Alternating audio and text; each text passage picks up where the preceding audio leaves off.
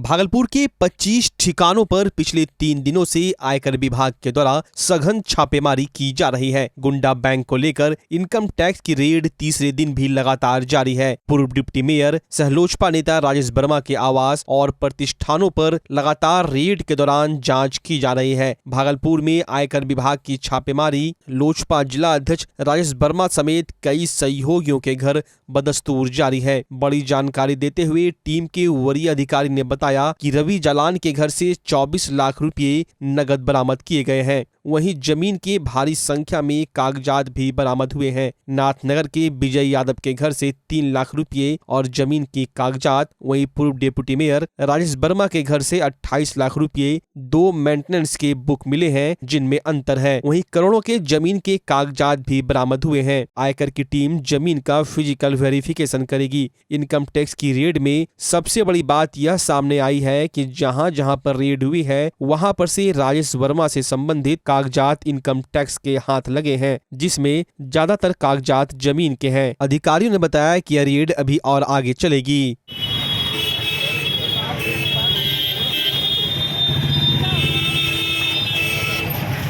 चलिए बुला रहा 2 घंटा काम है यहाँ।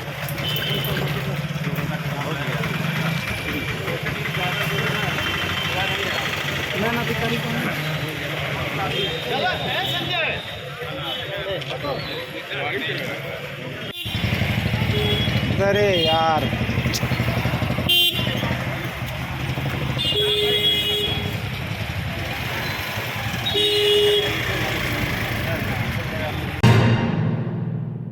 भागलपुर की तिलका मांझी थाना क्षेत्र के सुर्खी कल मोहल्ले में झोपड़पट्टी में खाना बनाने के दौरान आग लग गई। देखते ही देखते आग आसपास के 1 दर्जन घर में लग गई, जिससे लाखों की नुकसान होने की बात कही जा रही है। वहीं आग को देखते हुए आसपास के लोगों में अफरा तफरी का माहौल देखा गया। मोहल्ले के लोग शुरुआत में किसी तरह से आग पर काबू पाने का प्रयास करते नजर आए। वहीं जब लोग इसमें सफल नहीं हुए तब जाकर अग्निशमन की गाड़ी पहुंची और आग पर काबू पाने का प्रयास कर रही है।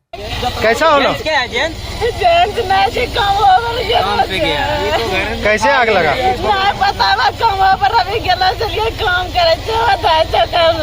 कितना देर पहले? अभी तुरंत आग लगी घर पीछे बगला से की जली गलो घर के गरम चले बहुत तेज चले पैसा कौड़ी भी चलो पैसा भी चले 20,000 अभी निकल के पूरा लिए के गई बेटे नमाज बेटे ब्याह करे की नाम से जला घर? घर में हम सब थे, पता नहीं क्यों बोला सिलेंडर से आग लग गया है। कितना बजे? ये 2 घंटा पहले। आप लोग कहाँ थे? जो हम लोग घर में बगल में घर है वहीं थे। मतलब दूसरे जगह भी घर है आपका? हाँ दूसरी जगह भी है। क्या क्या जल गया? यहाँ चाचा रहते हैं, वो चले गए आज काम से बाहर, तो हम सब सोए थे घर में, तो पता लगा कि आग लग गया है, तो उठ के यहाँ आए, देखे सब चीज़ जल चुका था। क्या क्या जल गया? लकड़ी का सामान था सारा, चौकट वौकट। चाचा का क्या नाम है? सिकंदर शर्मा। क्या काम करता था? ये कुमारी। और क्या क्षति हो पाई? अभी तो इसको मुआयना करने के बाद में बताया जाएगा। आग के बारे में तो अभी बता नहीं रहा, लेकिन पता लगा रहे हैं हम लोग। क्या लग रहा है, कैसे आग लगा होगा? आग के बारे में अभी क्लियर क्या बताया जाए, जब तक वह नहीं बताएगा तब तक कोई पता लगा। कितने समय तक ये कर लिया गया इसको क्लियर? लगभग 1 घंटा 1 घंटा बाद। 1 घंटा पहले पता चला था और आप लोग आके इसको आग पे काबू किए? 1 घंटा पहले पता नहीं चला, हम लोग को पता चला और मैंने आए और 1 घंटा में इसको काबू पा लिया। अब आपके शहर भागलपुर में धमाकेदार ऑफर के साथ मेंस फैशन वियर के नए ब्रांडेड शोरूम का भव्य शुभारंभ। डी कोट एक्सक्लूसिव स्टोर, कपड़ों की दुनिया के जाने माने नाम डोनियर की फैशनेबल प्रस्तुति। D'cot exclusive store, men's wear की दुनिया का एक भरोसेमंद नाम। डी कोट एक्सक्लूसिव स्टोर, यहाँ आकर्षक रंगों और नए ट्रेंडी डिजाइन में पुरुषों के कपड़ों की भव्य रेंज उपलब्ध है। Denim, jeans, shirt, T shirt, trouser, pant, jacket, track pant, lower सहित men's party wear, formal wear की विशाल श्रृंखला मिलेगी, वो भी बिल्कुल नए डिजाइन और रंगों के साथ।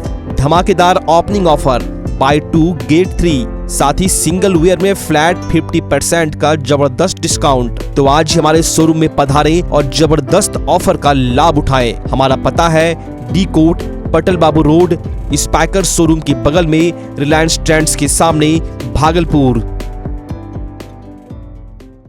बच्चा जब जन्म लेता है तो कई बार बच्चा तुरंत नहीं रोता है, रोने में देर हो जाता है। ऐसे में बच्चा क्षतिग्रस्त हो जाता है और उसके बचने की संभावना कम हो जाती है, और यदि बचा तो भविष्य में उसमें विकलांगता की समस्या आती है, जिसे सीपी कहते हैं, जिसका कोई माकूल इलाज नहीं है और ज़िंदगी भर बच्चा विकलांगता से जूझ सकता है। ऐसे में पूरे संसार में कूलिंग थेरेपी का सहारा लिया जाता है। जन्म से ठीक 6 घंटा के अंदर यदि उसको कूलिंग थेरेपी दिया जाए तो उससे उसका सीपी की समस्या कम होती है और बचने की भी संभावना बढ़ती है।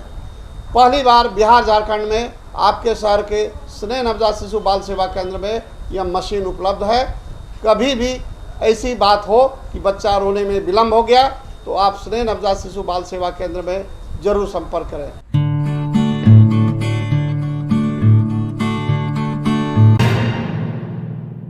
भागलपुर की लोदीपुर थाना क्षेत्र के बिशनपुर जिच्छो पंचायत में एक नाबालिग जोड़ी की शादी का मामला प्रकाश में आया है। उक्त हथपकड़ा शादी का वीडियो सोशल मीडिया पर तेजी से वायरल हो रहा है।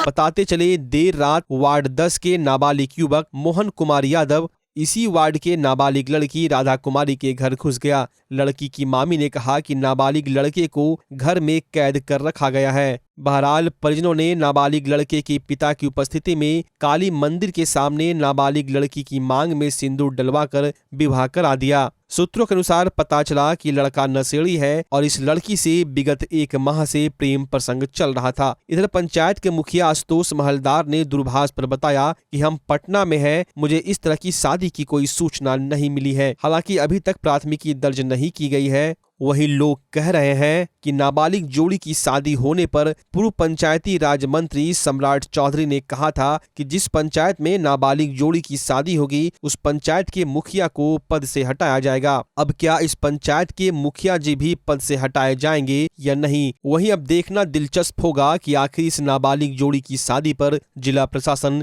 क्या कानूनी कार्रवाई करती है। पढ़ता लिखता है, कितना उम्र है?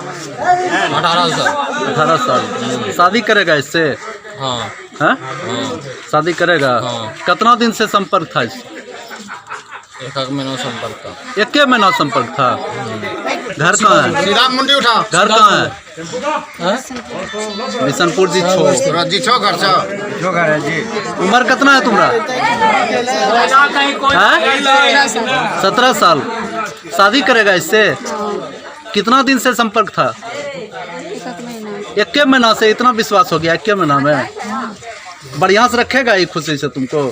चाहे जैसे रखे। शादी करना है? गणेश के बोलो जी, बोलना है। इधर देखो, इधर देखो। शादी करना है? बोल तो रहा है करेंगे शादी। जेल जाना पड़ेगा तब? जब जेल जाना पड़ेगा, जो जाना पड़ेगा। जेलों में साथे में रहेगा? साथ है कि दोनों इधर देखो, इधर देखो। पढ़लो लिखलो चाहे वो सरकारी स्कूल कौन क्लास में?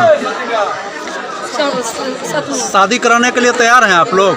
लड़का लड़की अगर राजी है, गार्जियन अगर राजी है तो शादी कराई देवे। अब बाद में कोई तरह के हमरा टेंशन ना होना चाहिए, हम सब कागज रह साथ शादी करबे। आपका लड़का शादी कर रहा है वो लड़की से, आपको कोई एतराज नहीं है? कोई एतराज।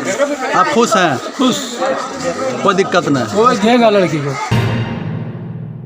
भागलपुर के नौगछिया के रंगड़ा प्रखंड के अंतर्गत तिनटंगा डेरा के ज्ञानीदास टोला में गंगा मैया रौद्र रूप धारण कर ली है। पिछले कई दिनों से गंगा में कई घर समाहित हो गए हैं। कटाव स्थल पर गंगा मैया अपना कहर बरपा रही है और घर गंगा में विलीन हो गए। जो पक्का मकान बचा है उसे भी ग्रामीण तोड़कर ईंट निकाल रहे हैं।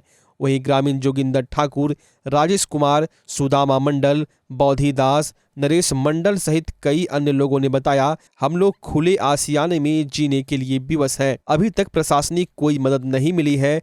फ्लड फाइटिंग का जो काम हो रहा है उसमें भी अनियमितता जारी है। अगर यही स्थिति रही तो पूरा गांव गंगा में विलीन हो जाएगा। क्या कोई देखने के लिए आया कि नहीं यहाँ पे? नहीं, कोई नहीं है। देखने वाला भी कहाँ को है?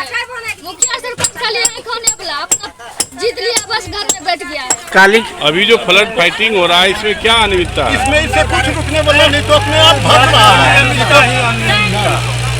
इसमें कुछ भी होने वाला नहीं है। यही अगर बोरा में जाली में करके देते ना तब कुछ सहूलियत है। बांस देने से कोई फायदा नहीं। बांस देखिए कांग्रेस पार्टी क्या करेगा? कांग्रेस पार्टी नहीं करेगा तो जन आंदोलन करेंगे हम लोग इस बात पे।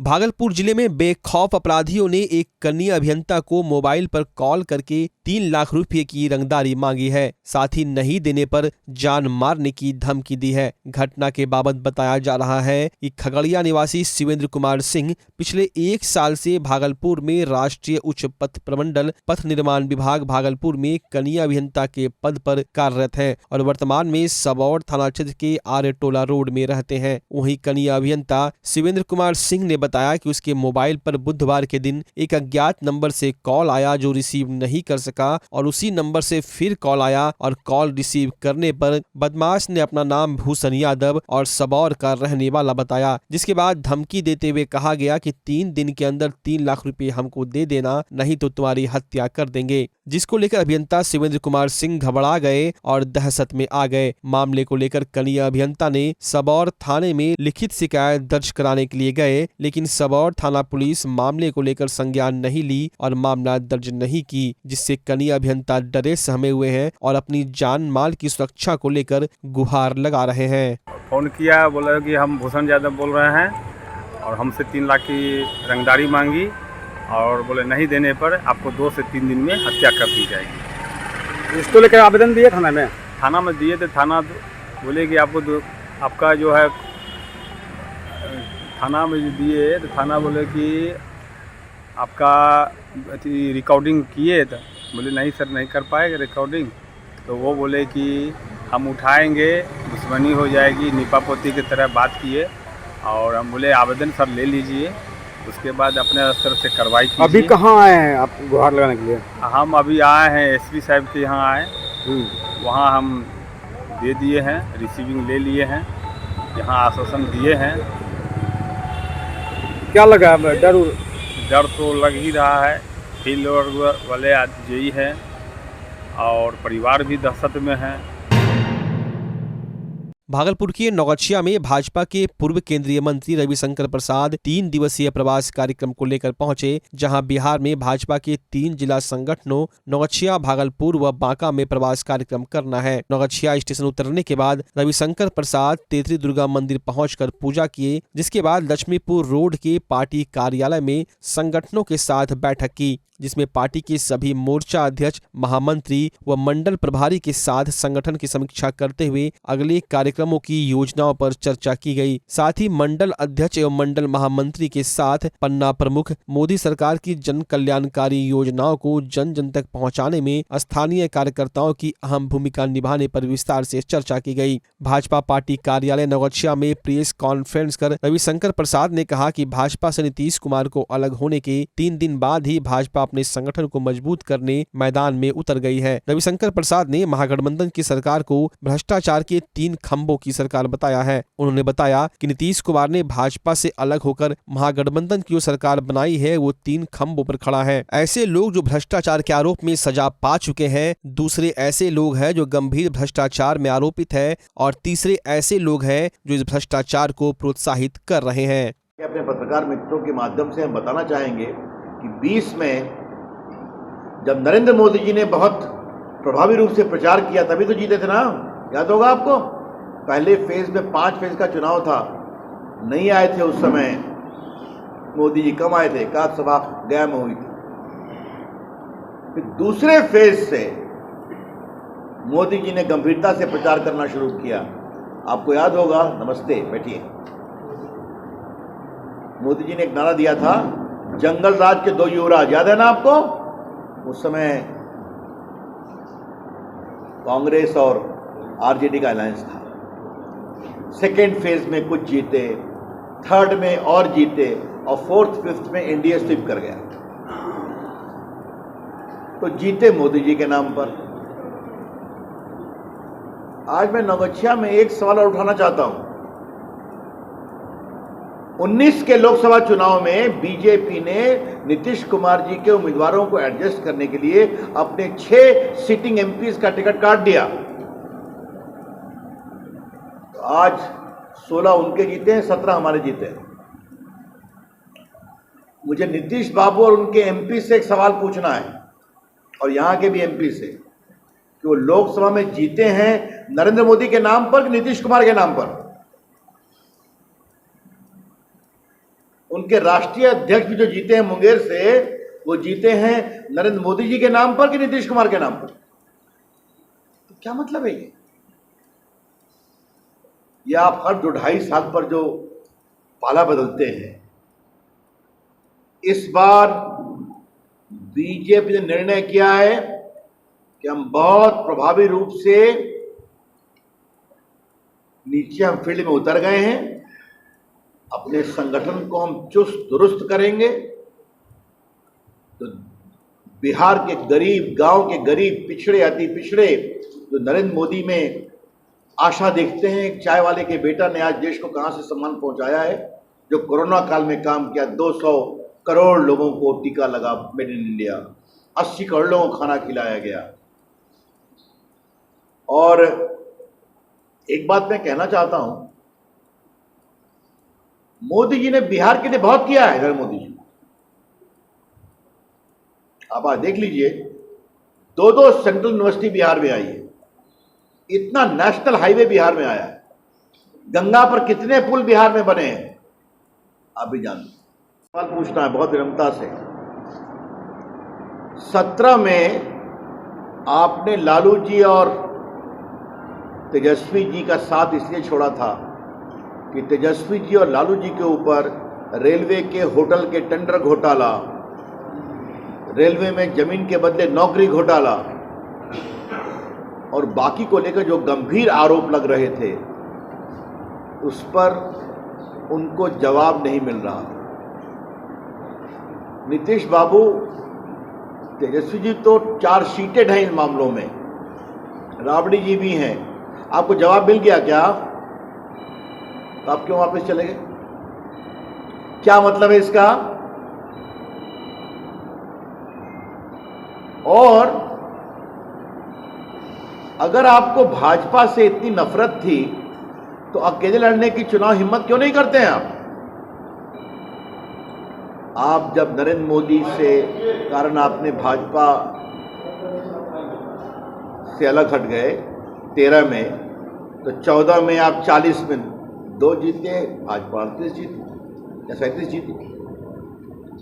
तब भी आप अकेले लड़ने की हिम्मत नहीं किए, फिर चले गए लालू जी के साथ। फिर वहां से भ्रष्टाचार पर आप असहज हो गए, तो फिर आए भाजपा के साथ। और हम अपने नौबच्छा के पत्रकार मित्रों से कहना चाहूँगा, उनका एक स्टेटमेंट है 17 में, कफन में पॉकेट नहीं होता है, याद है ना आपको? तो 3-4 साल में क्या होगा नीतीश जी? और आपने नरेंद्र मोदी जी का इतना विरोध किया था, फिर भी 20 के चुनाव में आपकी सीट कम थी, फिर भी नरेंद्र मोदी जी ने स्वयं घोषणा कर दिया कि नीतीश जी मुख्यमंत्री बनेंगे। तो आपके जीवन में कुछ राजनीतिक ईमानदारी बची है क्या? अभी भाजपा का एक कार्यक्रम चल रहा है कि हमारे सारे वरिष्ठ लोग 3-3 जिलों में जा रहे हैं। तो आज मैं दिल्ली से नौबच्छा पहुंचा हूं, कल मैं बांका जाऊंगा और परसों भागलपुर। हमारे पार्टी के प्रमुख पदाधिकारियों से मिलना, कोर टीम से मिलना, जिला के पदाधिकारियों से मिलना, मंडल के अध्यक्षों से मिलना, हमारे जो प्रकोष्ठ हैं उनके पदाधिकारियों से मिलना। तो संगठन को चुस्त दुरुस्त करने के लिए हम लोग की यात्रा है। इसका सार ये है कि नीतीश कुमार जी हमें छोड़कर गए और उसके 3-4 दिन के बाद हम फील्ड में उतर गए। ये है, ये जो नीतीश कुमार जी ने नया गठबंधन बनाया है, ये गठबंधन 3 खंभों पर खड़ा है। ऐसे लोग जो भ्रष्टाचार में सजा पा चुके हैं, दूसरे ऐसे लोग जो गंभीर भ्रष्टाचार के आरोपित हैं, उनका ट्रायल होने वाला है, और तीसरे वैसे लोग जो इस भ्रष्टाचार को प्रोत्साहित करते हैं। और ये सब इसीलिए हो रहा है कि नरेंद्र मोदी जी ने एक गरीब परिवार में पैदा होकर, पिछड़े परिवार में पैदा होकर, उन्होंने इस देश का सम्मान बढ़ाया है, गरीबों का सम्मान बढ़ाया है, उनकी चिंता की है और